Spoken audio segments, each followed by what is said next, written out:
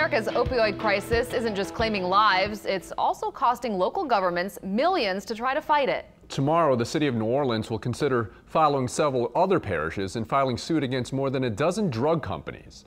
The lawsuits, including one filed by the state, claim the companies have flooded Louisiana with opioids to boost their profits. Meg Ferris reports.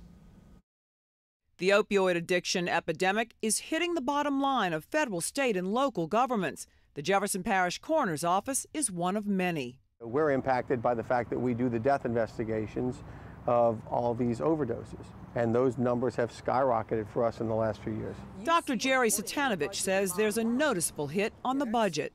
We have increased number of autopsies. That means we have more supplies, more overhead, more payroll issues, so it hits us at multiple locations. But he says that pales in comparison to the tremendous cost of public health care, to EMS, the judicial system, and police, who are now being trained to give Narcan, the medication that can help someone who's overdosed breathe again. Narcan's not cheap, so the training, the cost of that, it's huge. And then they've got to write reports. Every time there's a overdose death, the police are there.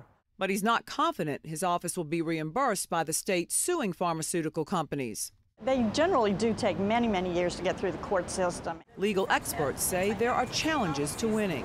The states have been successful in things like the tobacco litigation, but they've been unsuccessful in other cases, such as those involving gun manufacturers. But it may help that other states are suing too. I think it's helpful because it puts a lot of pressure on the pharmaceutical companies. It's probably a whole lot of blame to go around. I just want it to stop. Meg Ferris, Eyewitness News. Well, tomorrow, a committee will look over proposals from law firms interested in taking up a case on behalf of the city of New Orleans. In response to our story, the group Pharmaceutical Research and Manufacturers of America says it is committed to working with the healthcare providers and policymakers to address the opioid crisis.